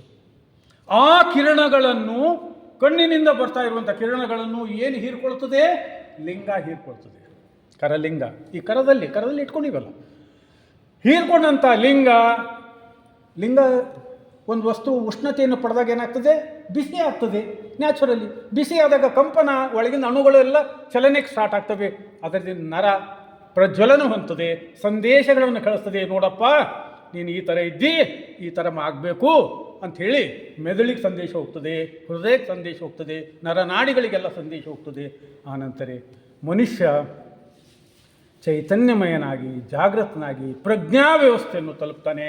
ಮೂಲಾಧಾರದಿಂದ ಸಹಸ್ರದವರೆಗೆ, ಮೂಲಾಧಾರ, ಸ್ವಾಧಿಷ್ಠಾನ, ಮಣಿಪೂರಕ, ಅನಾಹತ, ವಿಶುದ್ಧಿ, ಆಜ್ಞಾ, ಸಹಸ್ರ ಚಕ್ರದಲ್ಲಿ ಸದಾ ಸಿದ್ಧನಾಗಿಪ್ಪ ನಮ್ಮ ಕೂಡಲ ಸಂಗಮ. ಬೆಳಗಿನೋಳು ಬೆಳಗು ಮಾ ಬೆಳಗು, ಪರಮಾಶ್ರಯವೂ ತಾನೇ ಶಿವ. ಶತಪತ್ರ ಕಮಲ ಕರುಣಿಕಾ ಮಧ್ಯದೊಳು ಸದಾ ಸಿದ್ಧನಾಗಿಪ್ಪ ನಮ್ಮ ಕೂಡಲ ಸಂಗಮ. ತುಂಬ ಹೊತ್ತಾಯಿತು, ಸಮಯ ಆಗ್ತಾಯಿದೆ. ಧನ್ಯವಾದಗಳು. ಇನ್ನೂ ಅಷ್ಟಾವರಣನೆ ಮುಗಿದಿಲ್ಲ. ಸಪ್ತ ಆಚಾರಗಳು, ಶತಸ್ಥಲಗಳು ತುಂಬ ಇದ್ದಾವೆ. ಥಿಯಾಸಾಫಿಕಲ್ ಸೊಸೈಟಿ ಸಂಘಟನೆಯವರು ಅನುಮತಿ ನೀಡಿದರೆ ಮುಂದಿನ ಸಲ ಅನುಕೂಲ ಮಾಡಿಕೊಂಡು ವೈಜ್ಞಾನಿಕವಾಗಿ ಪ್ರಾಯೋಗಿಕವಾಗಿ ತಿಳಿಸ್ಕೊಡ್ತೀನಿ. ನಾನು ಸುಮ್ಮನೆ ಕತೆ ಹೇಳಲ್ಲ, ಏನಾಗ್ತದೆ ನಿಮ್ಮ ದೇಹದಲ್ಲಿ ಎಂಬುದು ನೈಜ ಸ್ಥಿತಿಯಲ್ಲಿ ತೋರಿಸ್ಕೊಡ್ಲಿಕ್ಕೆ ನಾನು ಪ್ರಯತ್ನ ಮಾಡ್ತೀನಿ, ಅವರು ಅನುಮತಿ ಕೊಟ್ಟಿದ್ದರೆ. ಸೊ ಹಾಗಾಗಿ ಸಮಯ ಅಭಾವದಿಂದ ನಾನು ಸಂಪೂರ್ಣ ಮಾಡಲಿಕ್ಕಾಗಲಿಲ್ಲ. ಅಷ್ಟಾವರಣನೇನು ಮುಗಿದಿಲ್ಲ, ನಾನು ವಿಭೂತಿಯಲ್ಲಿದ್ದೀನಿ. ಇನ್ನೂ ರುದ್ರಾಕ್ಷಿ, ಮಂತ್ರ, ಪಾದೋದಕ, ಪ್ರಸಾದ, ಗುರುಚಾರ, ಸರ್ವಾಚಾರ, ಲಿಂಗಾಚಾರ, ಸದಾಚಾರ, ಕೃತ್ಯಾಚಾರ, ಗಣಾಚಾರ, ಭಕ್ತ, ಮಹೇಶ, ಪ್ರಸಾದಿ, ಪ್ರಾಣಲಿಂಗಿ, ಶರಣ, ಐಕ್ಯ, ಈ ರೀತಿ ಅನೇಕ ವಿಷಯಗಳು ಸೂತ್ರಗಳಿದ್ದಾವೆ. ಆಮೇಲೆ ಕಾಯಕ, ದಾಸೋಹ ಅಂತಂಬುದು ಭಾಳ ಪ್ರಾಮುಖ್ಯವಾದಂಥ ಕಾನ್ಸೆಪ್ಟ್ ಈ ಜಗತ್ತಿಗೆ ಕೊಟ್ಟಿದ್ದಾರೆ ಶರಣರು. ಕಾಯಕ ದಾಸೋಹ ಯಾರೂ ಕೊಡಲಿಲ್ಲ. ಕೆಲಸ ಮಾಡಿರಿ ಅಂತ ಯಾರೂ ಹೇಳಿಲ್ಲ. ತತ್ವ ಹೇಳಿದ್ದಾರೆ, ಬೋಧನೆ ಮಾಡಿದ್ದಾರೆ, ಪೂಜೆ ಮಾಡು ಅಂತ ಹೇಳಿದ್ದಾರೆ. ಆದರೆ ಕಾಯಕದ ಬಗ್ಗೆ ಕೆಲಸ ಮಾಡಿ ಬದುಕು ಅಂತ ಯಾರೂ ಹೇಳಿಲ್ಲ. ಕೆಲಸ ಮಾಡಿ ಬದುಕಬೇಕಂಥೇಳಿ ಶರಣರು ಸ್ಪಷ್ಟವಾಗಿ ಹೇಳ್ತಾರೆ. ಕಾಯಕದೊಳು ನಿರತನಾದೊಡೆ ಗುರು ದರ್ಶನವನ್ನಾದರೂ ಮರೆಯಬೇಕು. ಗುರುವಿನ ದರ್ಶನ ಮಾಡಲಿಕ್ಕೆ ಹೋಗ್ಬೇಕಪ್ಪ, ಸಮಯ ಆಗ್ತಾಯಿದೆ ಅಂತ ಹೇಳಿ ಕಾಯಕ ಬಿಡಂಗಿಲ್ಲ. ಕಾಯಕದಲ್ಲೂ ನಿರತನಾದೊಡೆ ಗುರು ದರ್ಶನವನ್ನಾದರೂ ಮರೆಯಬೇಕು. ಲಿಂಗ ಪೂಜೆಯನ್ನಾದರೂ ಬಿಡಬೇಕು. ದೇವ್ರ ಪೂಜೆ ಅದ ರೀ, ನನಗೆ ಕೆಲಸ ಬಿಡ್ರಿ, ಬರ್ರಿ ಪ್ರಾರ್ಥನೆ ಮಾಡಿರಿ, ಕೂಡ್ರಿ. No, you should not do that. You must ಲಿಂಗ ಕಾಯಕ ಮಾಡಿ. ಲಿಂಗ ಪೂಜೆ ಇರ್ತದೆ, ಆಮೇಲೆ ಇರ್ತದೆ ಕಾಯಕದೊಳು ನಿರತನಾದೊಡೆ ಜಂಗಮ ಮುಂದಿದ್ದಡು ಹಂಗು ಹರಿಯಬೇಕು. ಅವ ಚೀಫ್ ಮಿನಿಸ್ಟರ್ ಅಥವಾ ಪ್ರಧಾನಮಂತ್ರಿ ನರೇಂದ್ರ ಮೋದಿಯವರೇ ಬರ್ತಾ ಇದ್ದಾರೆ. ನಾನು ಇಲ್ಲಿ ಕೆಲಸ ಮಾಡ್ತಾಯಿದ್ದೀನಿ, ಒಬ್ಬರದ್ದು ಆಪ್ರೇಷನ್ ಮಾಡ್ತಾಯಿದ್ದೀನಿ, ಅವ್ನ ಜೀವ ಹೋಗ್ತದೆ ಆಪ್ರೇಷನ್ ಬಿಟ್ರೆ. ಅದು ಬಿಟ್ಟು ಮೋದಿಯವ್ರು ಬಂದಾರೆ ನಡ್ರಿ ಓಡ್ರಿ, ಅವ್ನು ಸತ್ತೋಗ್ತಾನೆ ಹೋಗಂಗಿಲ್ಲ, ಮುಗಿಸ್ಬೇಕು. ಇರ್ತಾನೆ ಅವ್ನು, ಮತ್ತೊಂದು ಸಲ ಬರ್ತಾನೆ, ಮತ್ತೊಬ್ಬ ಬರ್ತಾನೆ. ಅರ್ಥ ಆಯ್ತಲ್ಲ, ಇದು ಕಾಯಕ. ಮತ್ತು ಕಾಯಕದೊಳು ನಿರತನಾದಡೇ ಗುರು ದರ್ಶನವನ್ನಾದರೂ ಮರೆಯಬೇಕು. ಲಿಂಗ ಪೂಜೆಯನ್ನಾದರೂ ಬಿಡಬೇಕು. ಜಂಗಮ ಮುಂದಿದ್ದಡು ಹಂಗು ಅರಿಯಬೇಕು. ಕಾಯಕವೇ ಕೈಲಾಸವಾದ ಕಾರಣ ಅಮರೇಶ್ವರ ಲಿಂಗವು ಕಾಯಕದೊಳು. ಪರಮಾತ್ಮನೇ ಕೆಲಸದಲ್ಲಿ ಅಡಗಿದಾನ. ಹುಚ್ಚನನ್ನ ಮಕ್ಕಳ್ರೆ ಕಾಯಕ ಬಿಟ್ಟು ಅದೇನು ಮಾಡ್ಕೋತ ಕುಂತೀರಿ, ದಂಡ ಕಮ್ಮಡ ಎಲ್ಲ ಇಟ್ಕೊಂಡು ಅರಣ್ಯಕ್ಕೆ ಹೋಗಬೇಡಿ. ಮನೆಯೇ ಮಹಾಮನೆ ಹಾಕಬೇಕು, ಮನೆಯೇ ನಿಮ್ಮ ಮಠ ಆಗಬೇಕು, ಗುರು ಹಿರಿಯರೇ ನಿಮ್ಮ ಜಂಗಮರಾಗಬೇಕು, ಸ್ವಾಮಿಗಳಾಗಬೇಕು. ಇದು ಅರ್ಥ ಮಾಡಿಕೊಂಡು ವಾಸ್ತವಿಕ ಬದುಕಿನ ಚಿತ್ರಣವನ್ನು ಬಸವಾದಿ ಶರಣರು ತಮ್ಮ ಲಿಂಗ ಧರ್ಮದಲ್ಲಿ ಕೊಟ್ಟಿದ್ದಾರೆ. ಇನ್ನೂ ಅನೇಕ ವಿಷಯಗಳಿದ್ದಾವೆ. ನಿಮ್ಮಿಂದ ಪ್ರಶ್ನೆಗಳು ಕೇಳಬೇಕಾಗಿತ್ತು ನನಗೆ. ನಿಮ್ಮಲ್ಲಿ ಏನೇನೋ ಅನುಮಾನಗಳು ಉತ್ಪನ್ನ ಆಗ್ತವೆ. ಇರಲಿ, ಅನುಕೂಲ ಆಸ್ಪದ ಕೊಟ್ಟಿದ್ರೆ ಮತ್ತೆ ಒಂದು ಸಲ ನಾವು ಭೇಟಿಯಾಗೋಣ. ತಮ್ಮೆಲ್ಲರಿಗೂ ಶರಣಾರ್ಥಿಗಳನ್ನ ಅರ್ಪಿಸ್ತಾ ನನ್ನೊಂದೆರಡು ಮಾತುಗಳನ್ನು ಮುಗಿಸ್ತೇನೆ. ಶರಣಾರ್ಥಿ.